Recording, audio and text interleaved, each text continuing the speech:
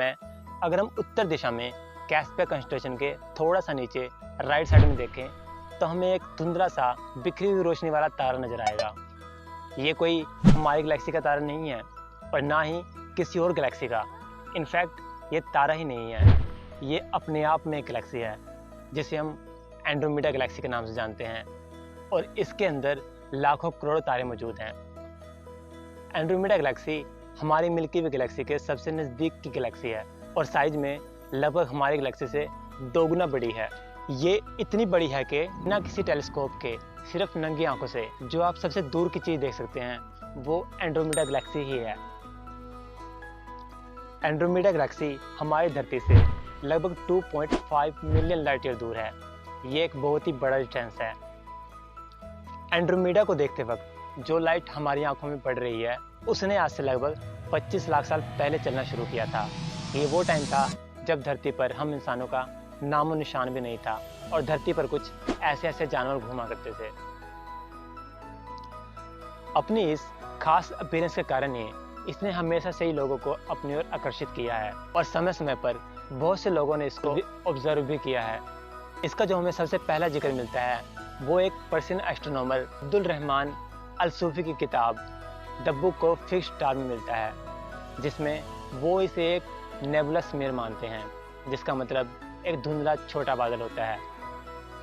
इसके अलावा 1612 में जर्मन एस्ट्रोनॉमर साइमन मॉरिस भी इसे ऑब्जर्व करते हैं और वो इसे एक बिल्कुल ही अलग दुनिया का तारा मानते हैं। इसके बाद 1764 में French astronomer Charles messier comet को खोजते वक्त इस अजीब सी चीज़ को ऑब्जर्व करते हैं और वो उसे अपनी किताब में 31 नंबर देते हैं और यही कारण है कि आज भी हम इसे M31 के नाम से जानते हैं।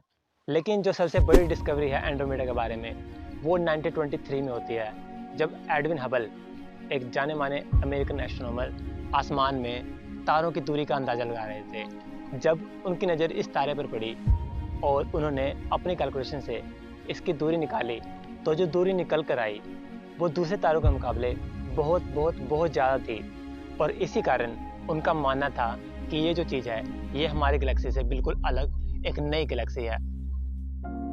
इस ऑब्जर्वेशन के दौरान ही उन्होंने देखा कि जो अलग अलग गैलेक्सी हैं वो एक दूसरे से दूर जा रही हैं और इस एक छोटी सी ऑब्जर्वेशन के कारण एक लंबे समय से चली आ रही जो परमानेंट यूनिवर्स की थ्योरी थी वो पूरी तरह टूट गई और एक एक्सपेंडिंग यूनिवर्स नई थ्योरी उभर कर सामने आई, जिसके अनुसार हमारा जो यूनिवर्स है वो लगातार फैल रहा है।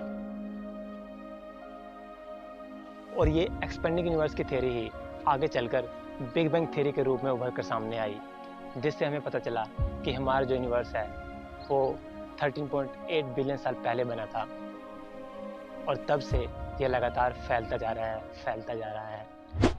ये एंड्रोमेडा गैलेक्सी की पहली पिक्चर है जिसे 1888 में आइजैक रॉबर्ट के द्वारा लिया गया था।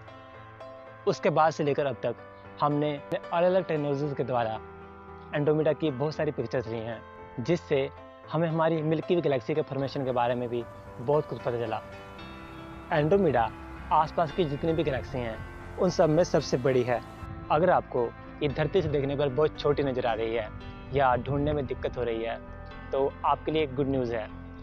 एंड्रोमेडा हमारी मिल्की वे गैलेक्सी की ओर लगातार आगे बढ़ रही है। अगर ये इसी रफ्तार से आगे बढ़ती रही तो आज से लगभग 4 बिलियन ईयर्स बाद ये हमारी मिल्की वे गैलेक्सी से टकरा जाएगी और उस वक्त जो धरती पर लोग होंगे उन्हें आसमान कुछ ऐसा नजर आएगा।